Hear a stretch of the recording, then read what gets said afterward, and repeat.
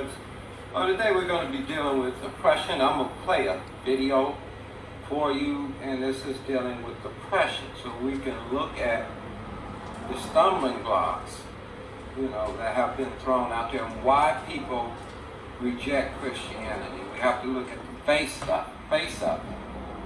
For example, when the Belgian monarch went over to Congo, they brought Christianity. So you deal with the three C's: civilization, commerce, and Christianity. It was really terrible how they misrepresented the Lord. Therefore, the Christian church should always be separate from their nations, in my opinion. Now you can acknowledge, you can submit to authority, you can do all of that. But know this, nations have been made up from the kingdoms of this world.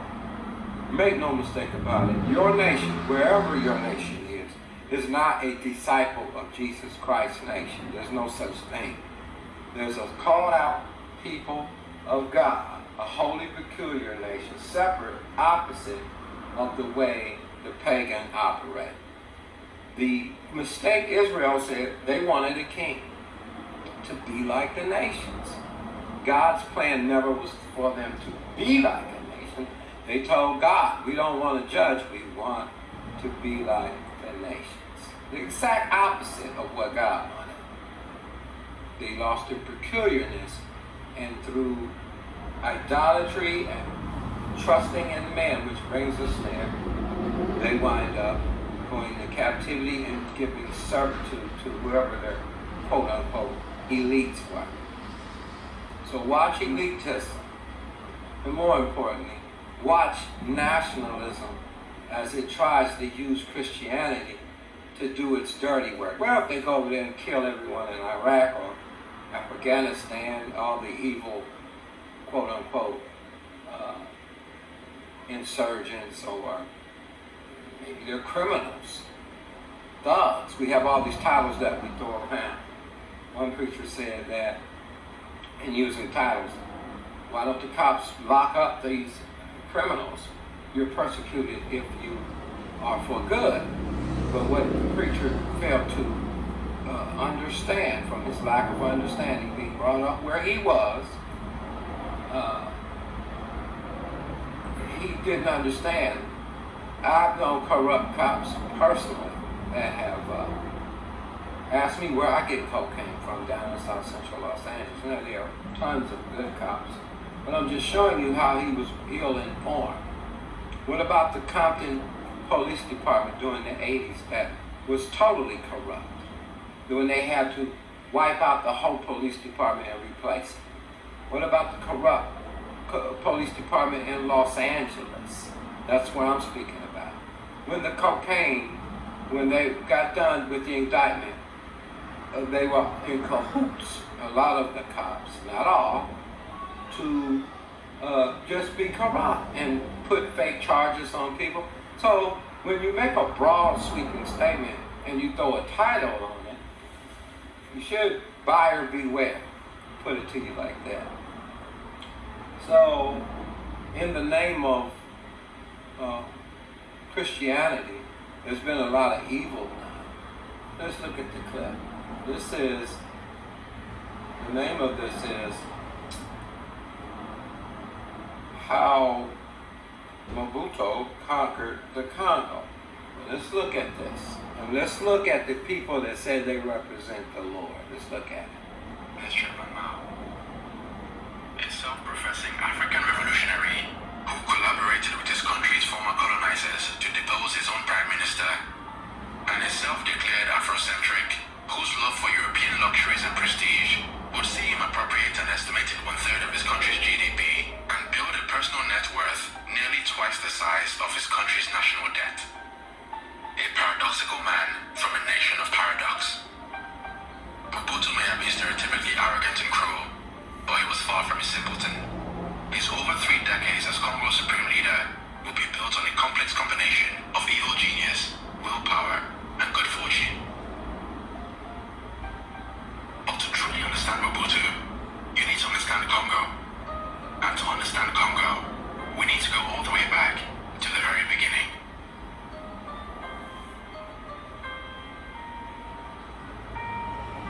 in 1930 to a poor family in what was then known as the Belgian Congo.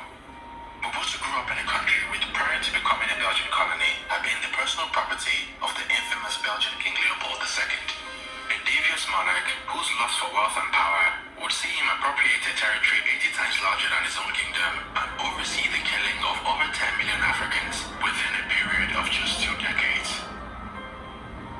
Responding to the international outcry following the discovery of King Leopold's atrocities, the Belgian government took charge of the territory in the year 1908. Through the promotion of the French language, the building of Catholic primary schools and seminaries, and most importantly, the transfer of all political power to the Belgian colonial administration, the Belgian government worked to create a society in which Belgian settlers would control Congo's vast mineral resources on behalf of the native population, who the Belgians expected to be submissive, cooperative, and reverent.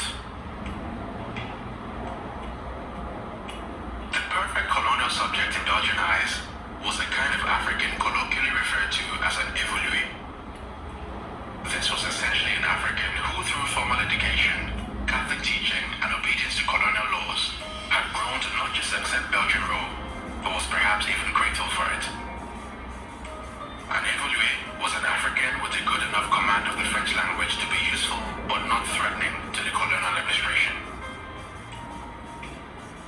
An African who tried his best to imitate the mannerisms and outward appearances of the Belgian settlers he saw around him. An African who, for all intents and purposes, had come to see Belgian culture as superior to his own.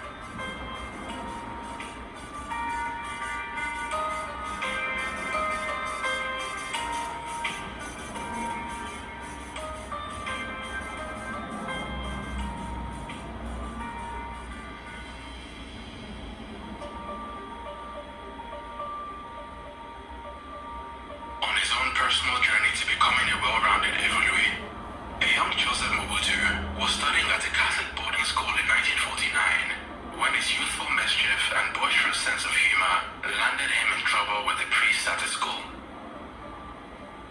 As punishment for sneaking out and stowing away on a boat to meet a young girl, he was ordered to serve 7 years in the colonial army. And while he may have despised it at the time, Mobutu's 7 years in the colonial army would be perhaps the single most decisive period in the shaping of his destiny. During his time in the army, Mobutu received basic military training and developed a strong passion for reading and writing. Among some of his favorites were the writings of Francis Charles de Gaulle and the British Prime Minister Winston Churchill. But by far the strongest influence on the young Mobutu were the writings of the Italian Renaissance philosopher Niccolò Machiavelli. So strong was Machiavelli's influence on Mobutu that in the later years, one of Mobutu's military advisors would claim that Mobutu knew by heart most of the words to Machiavelli's seminal work, The Prince.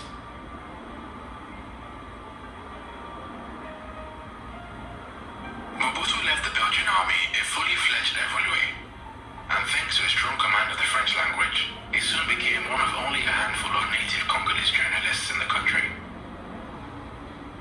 But the coming of age in the 1940s and 50s of the first generation of Congolese who, like Mobutu, had received enough formal education to hold white-collar jobs in the colony would quickly begin to expose the flaws in the fundamental assumptions underpinning the Belgian colonial enterprise.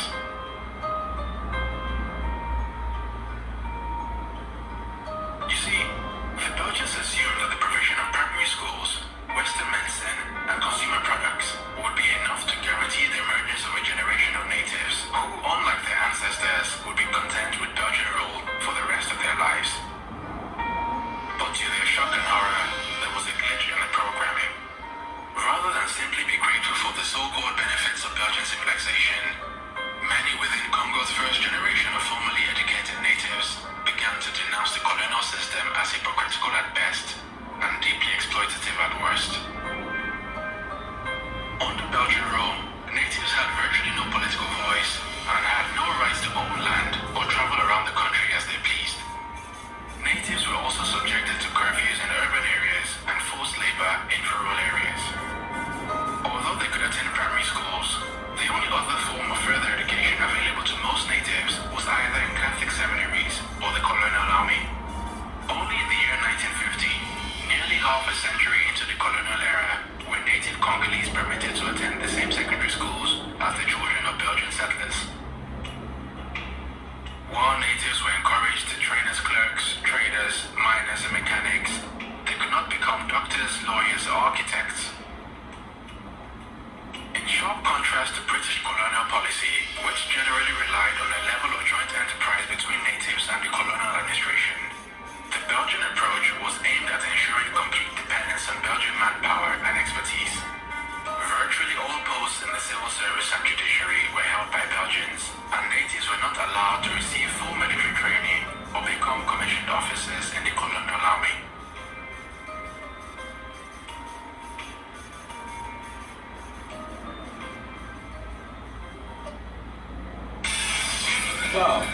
as we see there, we see that there was serious issues there. You were dealing with taking, it's just unbelievable, 10 million people, really? So people that love power, that love it. And for those that are young in ministry, and you want to be a pastor, ask yourself, why do you want to be a pastor? Why do you want power? What are you doing with the power you have now to serve people?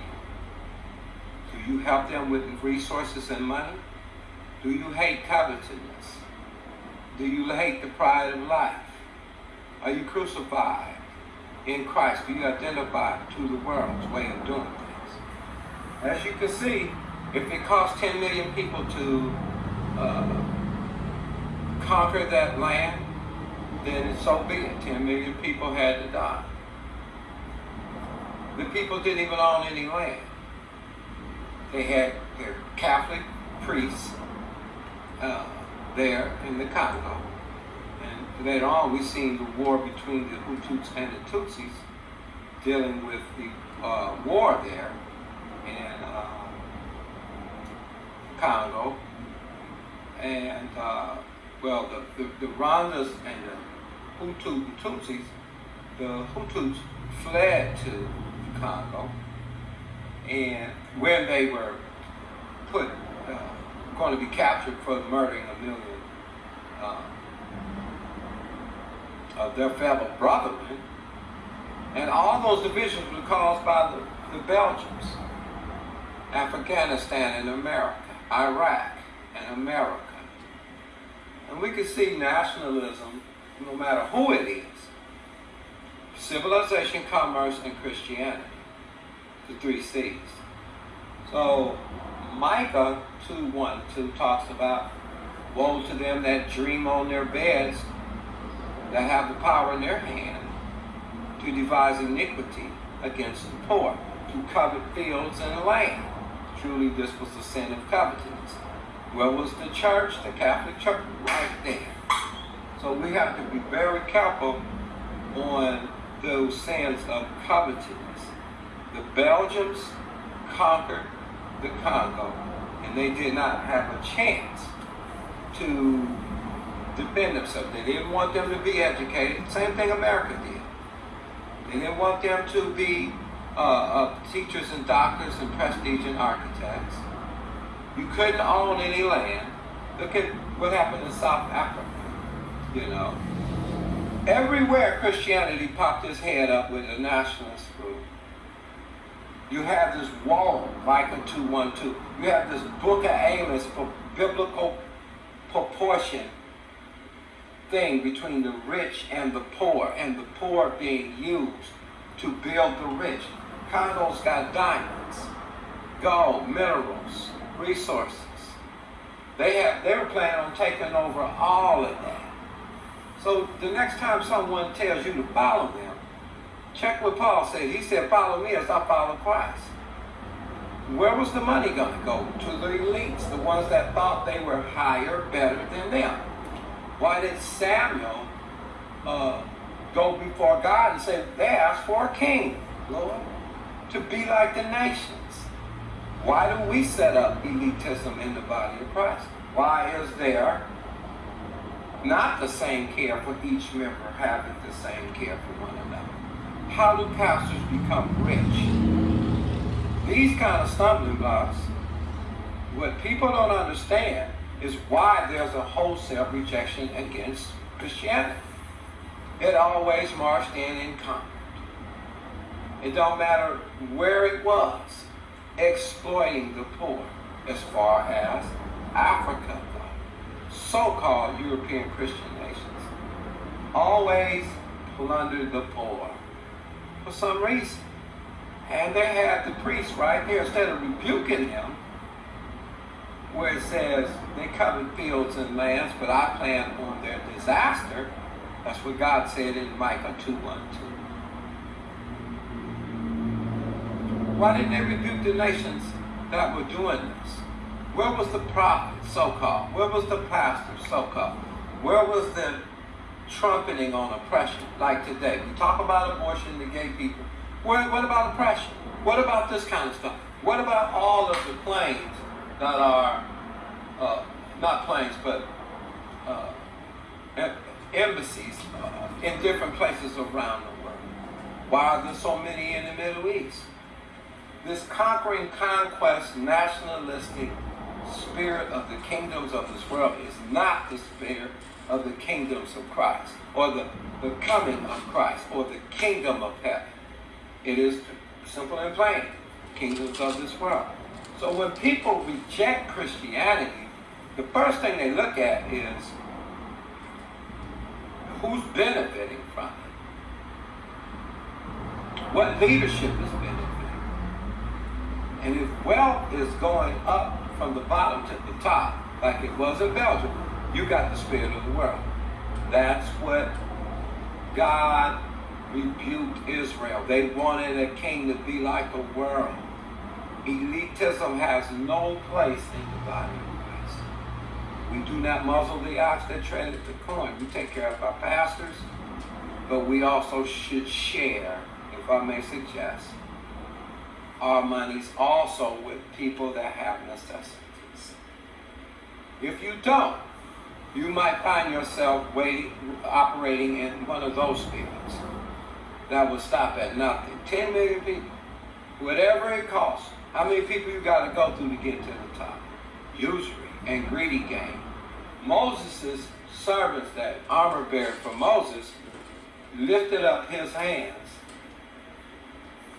And when he was tired from counseling all the people, they had to find men that hated covetousness. The sin in 2021, covetous, greed, and usury. It's going to get worse. So the church can be light and salt while having the same care for one another. 2 Corinthians 8:9, Deuteronomy 14, Deuteronomy 15, Deuteronomy 26. Sharing our harvest with each other. Especially those in necessities, we will minister to the world. That we're not like the kings of this world. And God told Samuel, they rejected you, they rejected my way. You see? Well, his word is king. No elites. Just his word, just members of one another, the family of God. Showing, especially in poor neighborhoods, that we have the same care for one another. You have an advantage to be a witness. You see, during COVID-19, your bank still charged you compound interest. Most people with credit cards. You still had to pay. It wasn't you're in this together. The same banks that got bailed out in 2008 are now you have the debt to pay them, but they got bailed out. Now, what kind of Christian nation would bail out banks, right? And then look the other way for them plundering the poor, right? Private national banks, everyone's getting in on it. People can't get on their feet good because the bill collectors, with all that interest, and you must pay in full interest and all. But we bailed them out, the people's taxpayers' dollars. So there's no forgiveness with a nation. We can look at the drug situation, how we ignore sanctioning countries that send drugs and have private businesses. And when you shop at JCPenney's, the way it used to be till they got exposed and other companies, guess what? They profited. You know? Chapter 13, man. Look at that in your YouTube video. So prospering off of people that are outcasts, that are poor, that are needy, and putting performance traps before them is like a stumbling block.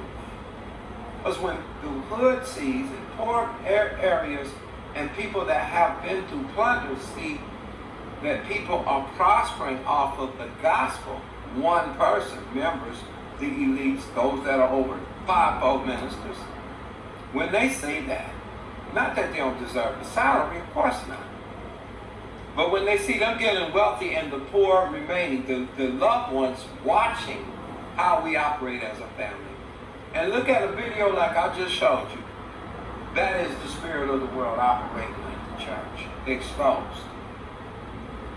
That's the one that they want to see fruits of repentance. John the Baptist, they got 2 coats. Give to him to have none.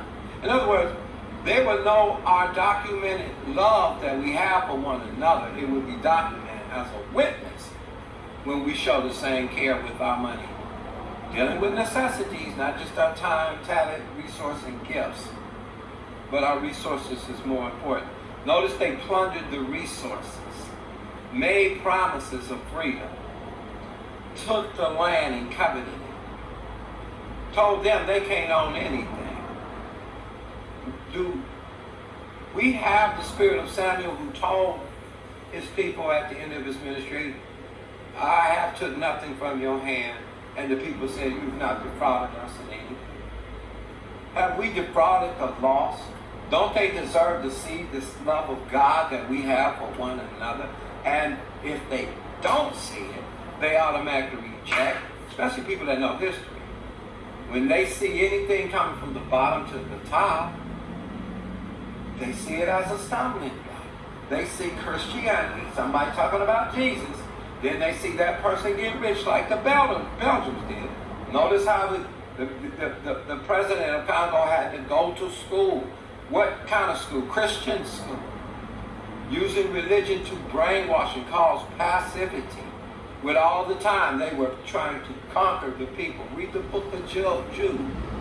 Giving themselves over and being lewd and bold until finally it came out.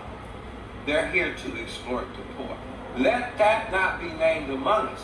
Paul said this, that his ministry, which he took no money from, when he transferred money in 2 Corinthians 9, him and Titus and the brethren, to the poor saints in Jerusalem, and wrote 2 Corinthians 8:9 in this context, it was money for the saints. He said, they're going to take our witnesses so no one will blame his ministry. He said, I will not use my power in the gospel so that no one could void his glory. Samuel, they couldn't void out his glory.